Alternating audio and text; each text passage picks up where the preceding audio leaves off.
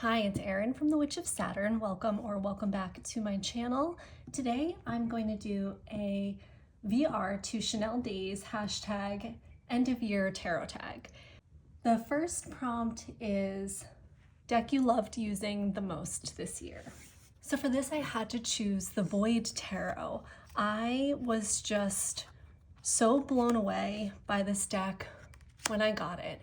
I had liked it the very first time I saw it, which was, I think, as most of us have found it, through Racine's channel, Owl Moon 13.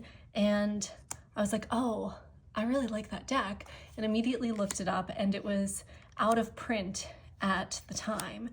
And then it fell off my radar a little bit, and then it popped back on, and I saw that she had put out another edition of this deck, and that some of them on her website were edged. There was a set with red edging and then a set with black edging, and they were both sold out. So I messaged her and asked if she would be adding any more, which she did, and also dug out a guidebook for me because I definitely wanted that. I think that there's something really unique about her interpretations of the card. There is like a misprint in this book. It says the card will be revealed on the next page. So that is, not, you can work with it, but it is kind of like, okay, so here's the High Priestess and there's the Magician, but I overlook it because then flip, there's the High Priestess on the next page. So I really enjoy her descriptions and definitions of the card. I think that it's just gives you a little bit of a different take that through watching videos I knew that I also wanted to get the guidebook. So this ended up being like a pricier purchase for me, and I was a little skeptical about how that was going to go, but once I received this deck, it was just like instant connection. I love the cardstock. It has this rose petal finish and it's like super bendy. It reminds me of another deck that I have that describes itself as skin-like texture to the cards, which is it puts the lotion in the basket, but I mean, I get it. I get what they're saying. Like, it's so soft and bendy, and I just love this deck. I love to shuffle it. I love to read with it. It feels like a familiar to me. Like, it feels, like it's so nice. Everything about it, the tactile experience of reading with it, the way that it looks, the energy that I get from it, the quality of the readings, like it's just, I love this deck. I'm so happy that I have it in my collection, and it really does truly feel like a companion or a friend. The next prompt is most recent edition. That for me is this deck, Little Witchcrafts, this little oracle deck that was on sale on Etsy. So I picked it up. I haven't opened it yet because, I don't know, I was trying to decide if I should wrap it for myself and stick it under the tree, but let's open it now. Okay, so it has a nice magnetic closure box.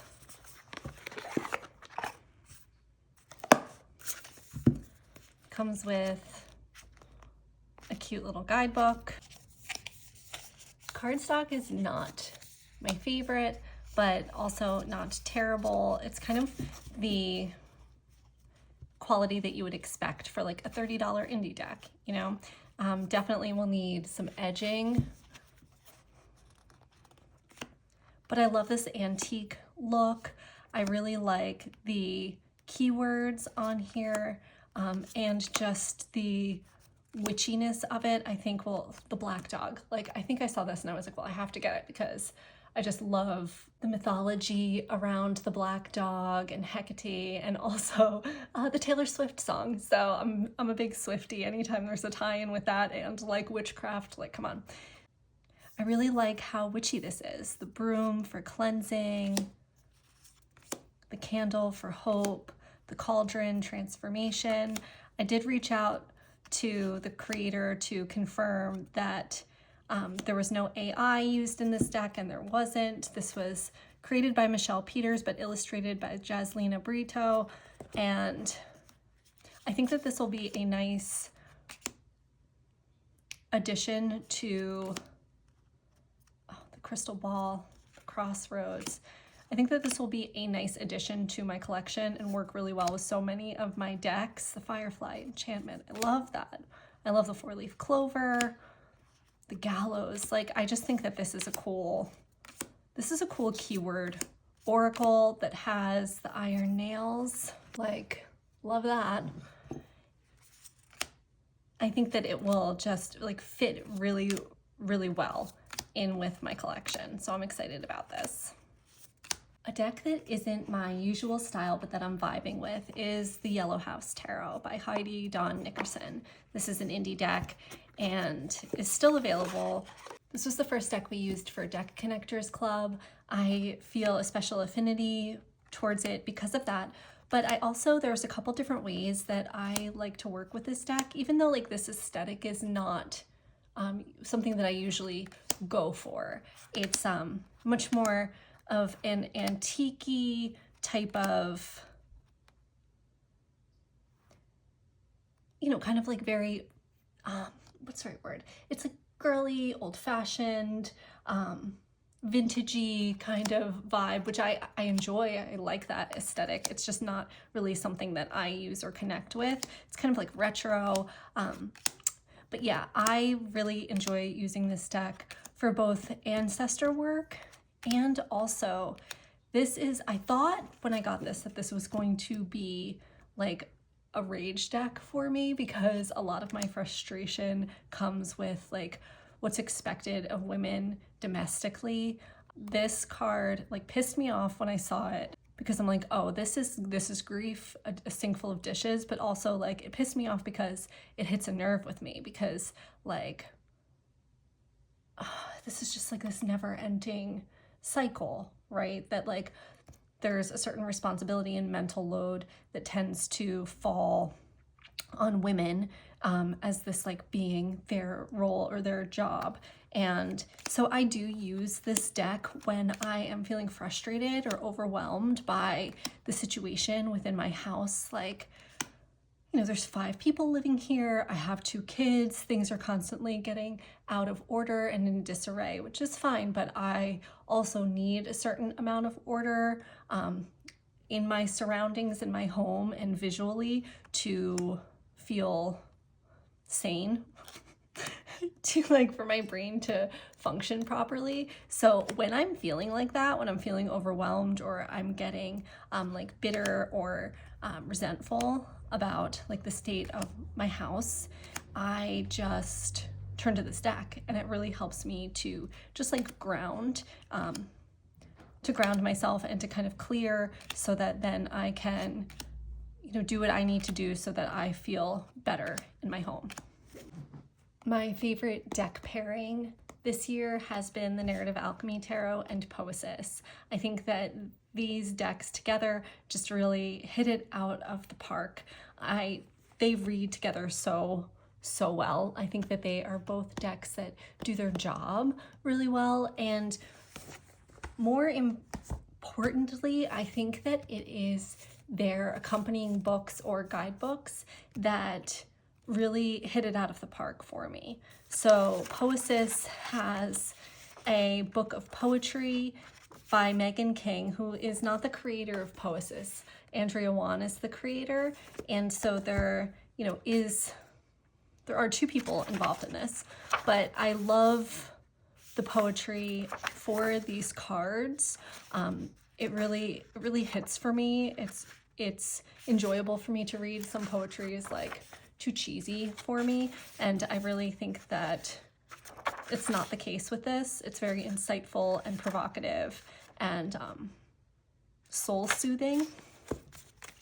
And then you pair that with Krissie Bentley's guidebook that has a real psychological take on the cards, very experiential and grounded in daily life. And I really like that combo of the poetry, evoking some feeling and emotion, and then narrative alchemy coming in with like some deeper psychological work, or to really kind of focus on how you can use, relate the cards to your everyday life. I've said in Deck Connectors Club that this deck really reminds me of Lindsay Mack's work, and she's one of my most influential tarot teachers. I still have narrative alchemy sorted into the chakra colors right now, which, how pretty is this? But so you could just see that there's the keyword, the color, the chakra association, and then the tarot written down in the corner. And then Poesis is this black and off-white color, so they don't necessarily like visually hit it out of the park, but they are just so good together that it doesn't even matter. Transformation and balance, devotion and home, liberation and feel, equilibrium and practice, like so yogic. Rest and patience, refuge and joy. And just something like this, like how can we take refuge within ourselves so that we can more easily connect to joy? Sovereign, create, opportunity and struggle, patience, nurture, trust, surrender, curiosity, magic. Like I just love them. So what I would tend to do with these is pull a 3x3, where I'm kind of encouraging the cards to communicate with each other, to be in communication with like as above, so below, between the oracle and the tarot. And then I would just sit and read both of the guidebooks. So this would be like a longer reading that would definitely take a little bit more time. You could certainly do it with one and one, just to kind of simplify it. But this is definitely, if you have these decks, like please try them and let me know if it's just me or if this is really like hits it out of the park the way that I think it does.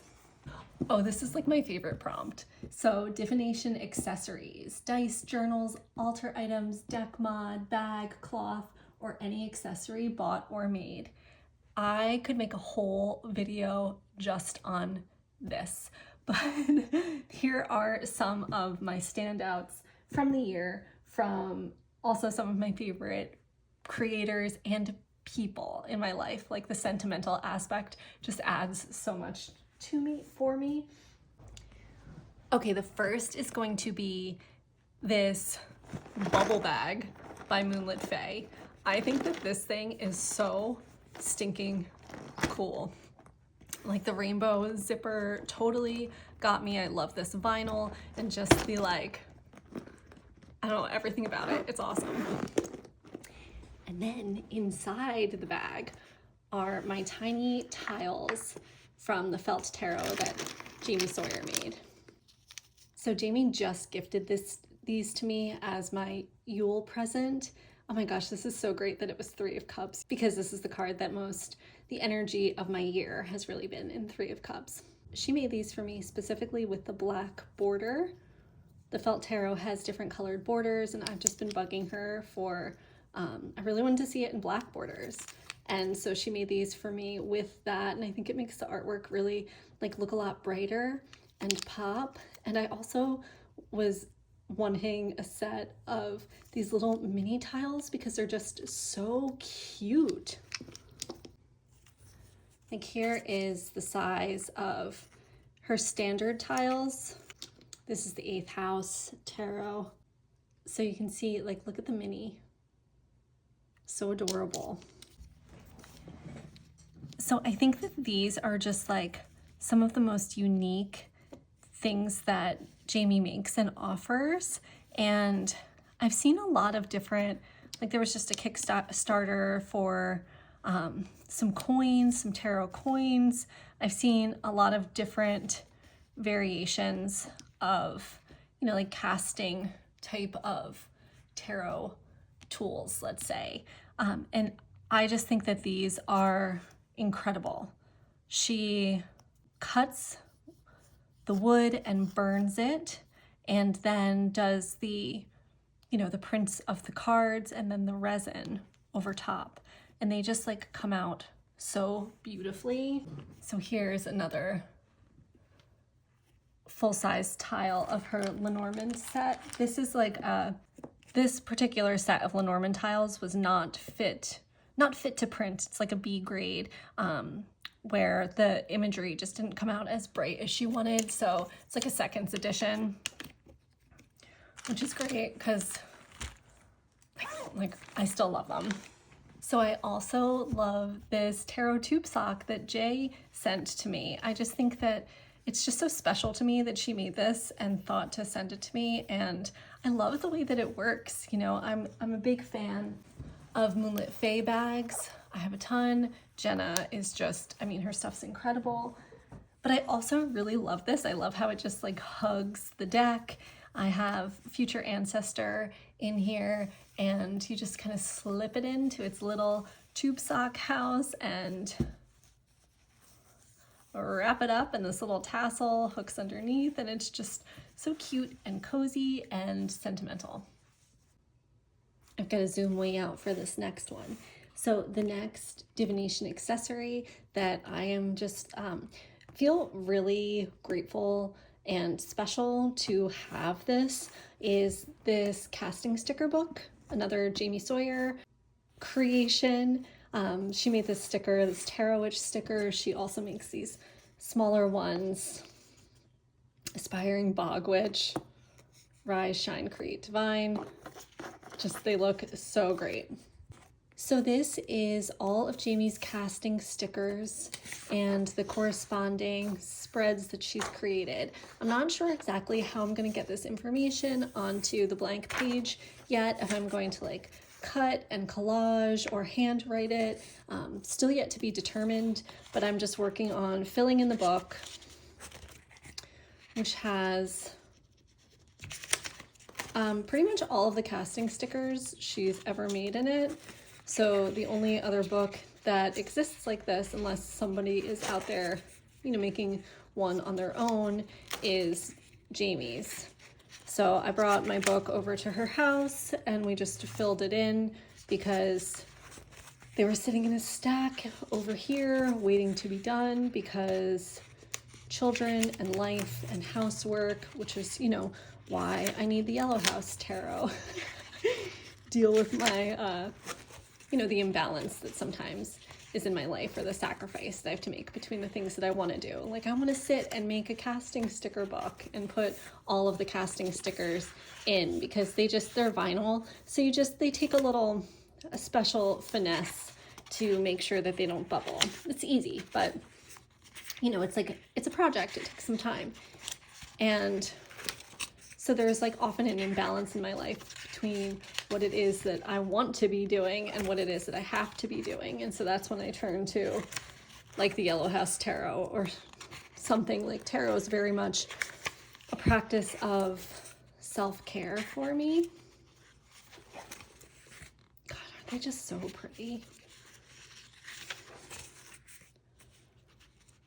And so the idea here is that you can like follow the spread that Jamie created and use the card positions, or you could just use them any way that you really want. And this is kind of like a stage for your practice that gives a specific energy for your spread. That's the idea.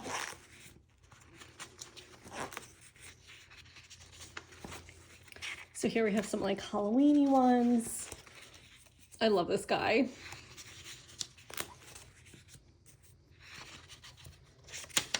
And then we get into the zodiac that she's been making. So we have Scorpio, Sag, Capricorn. This is my rising and my moon. So there I am, sea goat. And then Yule. I love this. I just used this one last night. This winter scene. So you would flip this. Oh my gosh, look, this is a person. I love that. And then I left a bunch of blank pages for the other Sabbats and astrology stickers as she makes them. And then in the back are some of like the older casting stickers, but you get the idea. the whole book is almost full, and then I'll just have to go back in and figure out what to do on these blank pages. Next is a deck with great card backs, and for this I chose another Jamie Sawyer deck, Sawyer's Path. This was her first deck, and I just love these backs so much. Something about this, I just love. This deck was done more in Jamie's tattoo art style when she first started making tarot decks, which obviously I love because I am very covered in her tattoos. So I think it's just, I mean, even the color, right? Like, how could I not love this? So this is just my favorite card back.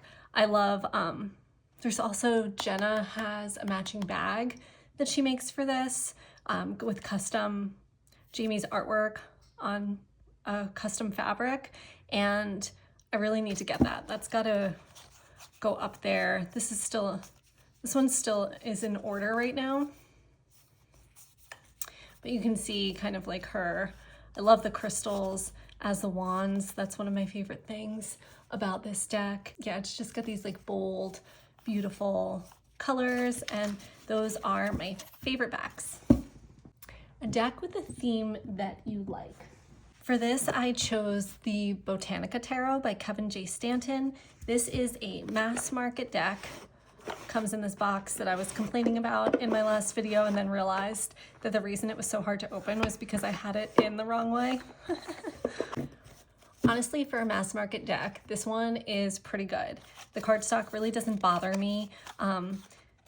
Like, it could be better, but I'm okay with it. And I really like this theme of plants being used to represent the different energies of the tarot. This is just something that I have a big collection of herbal decks. I really enjoyed that particular crossover. So you can see here, it's like 5 of Cups with the Lily of the Valley and then the 5 little cups mixed in. I think that it was just, you know, a very clever way that he did this with the artwork. Here we've got 4 of Cups,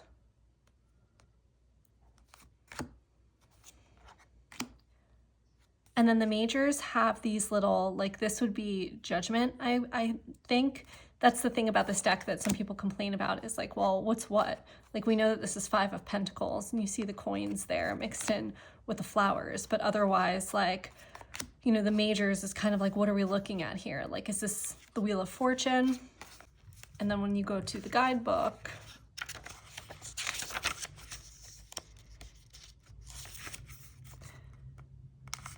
it doesn't show the symbol here.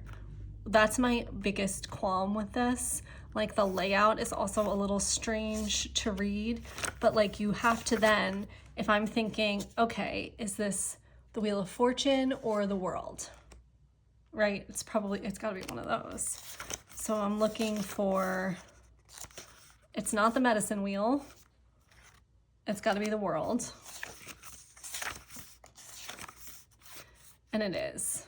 And this is like the symbol for Earth in astrology, so that would make sense. Let's find the wheel just to see the difference.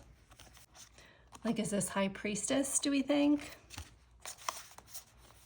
The Star, obviously. But then what the heck is that? That's gotta be the Empress, right? Her headdress.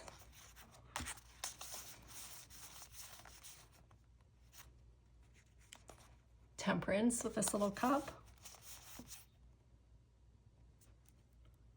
No idea what that guy is.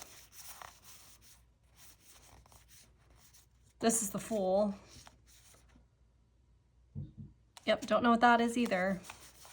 No, that's gotta be the High Priestess. The other one's the Moon. Here's the wheel. So let's see, we've got, that's definitely the Wheel of Fortune.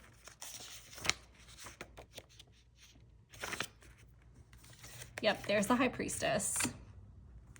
Yep, there's the Empress.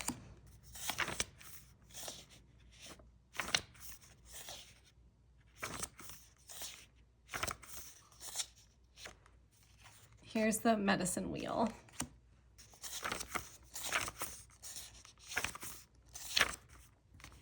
And yeah, there's the moon. So it's like, takes a little bit of work that I can see why that would really turn people off to the deck, but I don't mind it because, like, first of all, I don't know, like, I'm using the guidebook for this deck more than relying on either I'm gonna do like go to my RWS codex, or we really have to use the guidebook unless you just know all of these plants. I think it's just something that is very guidebook dependent. I just wish that the guidebook had the symbols in it so that you can like we just did, match up the flower, but still, I don't know. It would help me to learn this more if they were also in here. But I love the theme and the idea of this deck. Hold on, let's just see if you didn't have the full guidebook, what you would be getting. Oh, okay. So in the little white book, we see it does have the symbol. So maybe I should be using this. Maybe this is more my jam. Yeah, I think I like that better. Like maybe use this first and then this guy. I don't know. We'll have to see. I gotta play. The most beautiful deck I used this year is hands down Majestic Earth. This is the most beautiful tarot deck I've ever seen. I feel really lucky to have this in my collection. I know that it is coveted and rare and out of print and too expensive, and I'm just really happy I was able to find it and bring it in at an affordable price and get to read with it, because it is just, it really speaks to me on a soul level. Like every time I use this deck, I feel this sense of awe and inspiration and like awakening within me. It lights something up in me. Every time I read it, I'm kind of like, oh, like I feel it takes my breath away. It's just so incredibly beautiful. And the ability to just disappear into these images and really still get the energy and understanding of the card through these curated paintings is just really magical experience. And so this will always be, to me, the most beautiful tarot deck. A deck that I wish existed, or a unicorn deck that you want, for me is definitely the Sistine Tarot by Rose Bay. This is her deck Lacrimosa, which is available on Make Playing Cards. Sistine is not available at this time. I really hope that Rose Bay decides to make it available again, because I know that so many of us are just like really dying to be able to get it into our collection. I think that her work is just so beautiful. And I have to say that I had a recent communication with her regarding a tuck box for these blue bones that I'm really trying to get my hands on. And she is just so nice. She's a wonderful person and an amazing deck creator. And I just really hope that someday, you know, we're all able to get Sistine in. This is such a great card. Like, she's just so good. Which card sums up this year as a whole, or a card whose energy you want to bring in? For me this year has really been about the Three of Cups. So this is a version of RWS Redux by Jamie Sawyer that she just laminated for me in this sparkly star holographic, because I was like lamenting to her how I want a sparkly decks. I want a glitter Carol Herzer deck, and they're just insanely expensive. It's never gonna happen. And I want winter wheat redux with stars. And Jamie happened to have a bunch of different laminates. She used the stars on this one, but there's some others that look kind of fiery and stuff that she used on some of her other decks, and gifted me this version of Redux that's laminated with stars, which is super cool. You know, just check out her Patreon if you're interested in learning how to do this. She does a whole video for one of her Patreon tiers about how to modify your deck and laminate it like this, which is like first of all, super cool that she can figure it out. I was joking with her the other day that I treat her like I'm just always like taking like a packet of seeds and like throwing them at her. Like I'm like, what about this? What about that? I have an idea for this. And like seeing what sticks, because she can figure out a way to do it. If it's something that interests her and sparks her interest, then she'll be like, oh yeah, I can do that. And it's great. It's fun. Anyway, back to the prompt. 3 of Cups.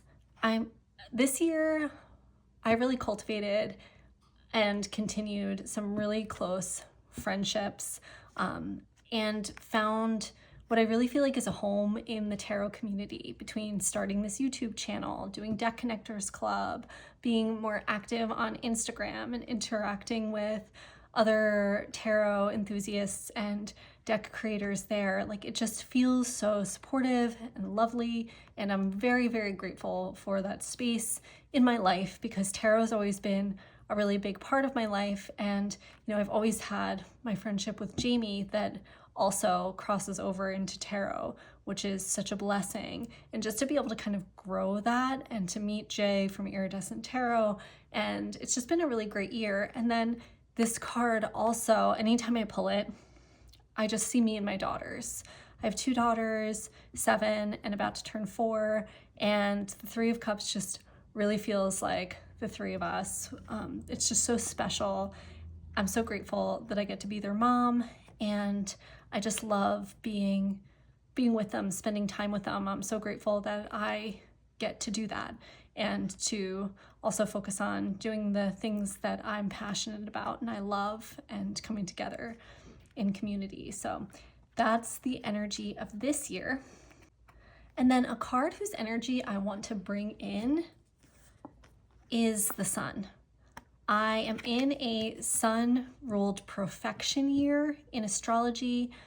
There is a technique called annual perfections, where based on your age, you can tell which house in your chart is activated.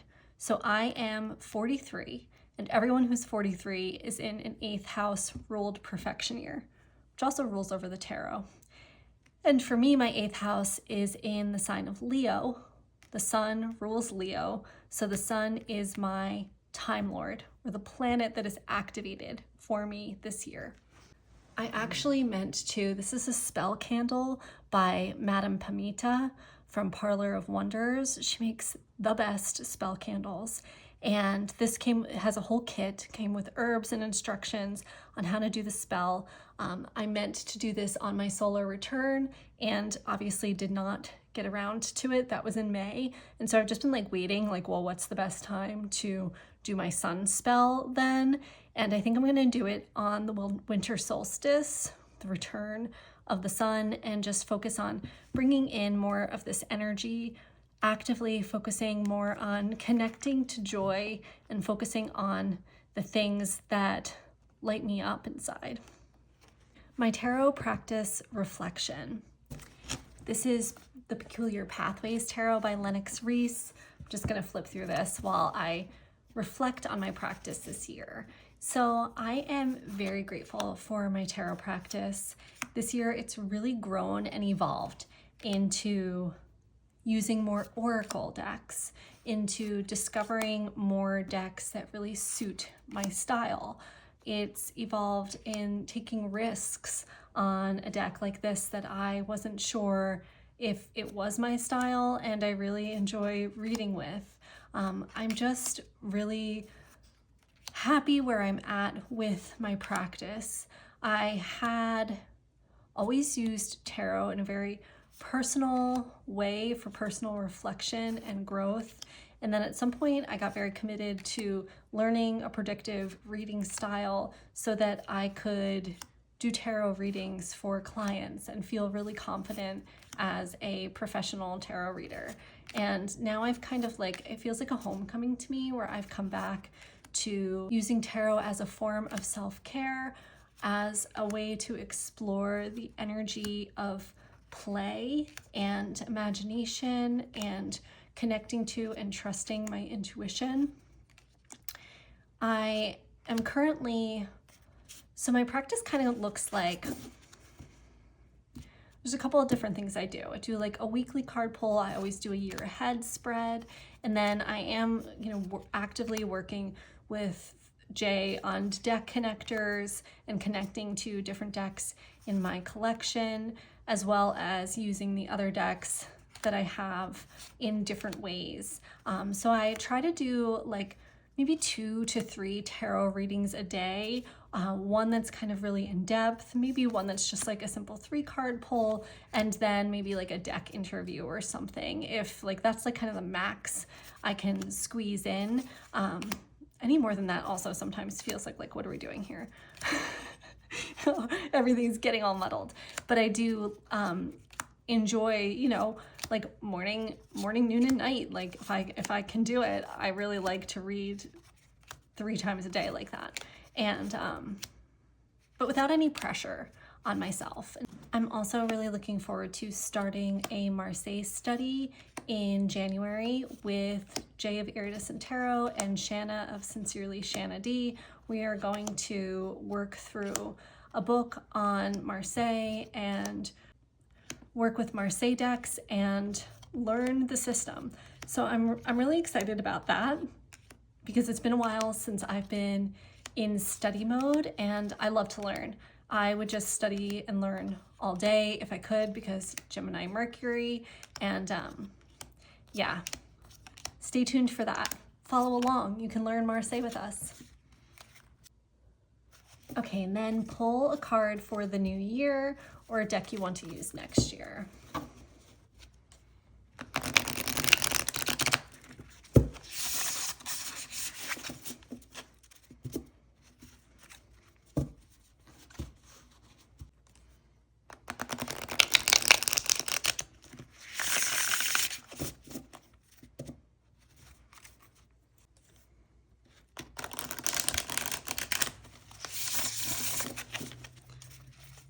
All right, let's see which deck's energy am I connecting to or inviting in for this upcoming year of 2026.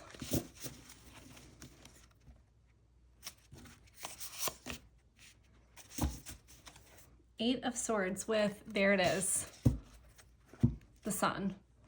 I knew it was going to show up. So 8 of Swords, I love that. I love the idea of kind of like taking off that blindfold and liberating myself from some of the self-imposed things that have kept me feeling bound or small or stuck, and really kind of like allowing that sun to come in. So I'm here for it. Let's do this. Also, I just love this with this chrysalis here getting ready to open, and this egg that has cracked open in the Sun card, like just opening to transformation and possibility. Like, yes. Thank you so much for watching. This has been so much fun. I really love making these videos and watching TarotTube and interacting in the comments. It's just been such a blast. I'm so grateful to have discovered that TarotTube existed because of Jay, and inspired each other to start making these videos. So thank you so much for watching and for being a part of my world. I hope you had a great 2025. Here's to 2026. Let's see, it might be a little rocky with the astrology, I'm just saying, but we can get through it together. All right, thanks, and happy holidays. Oh, please remember to like and subscribe if you enjoyed this. I really appreciate it. And yeah, that's it. Bye.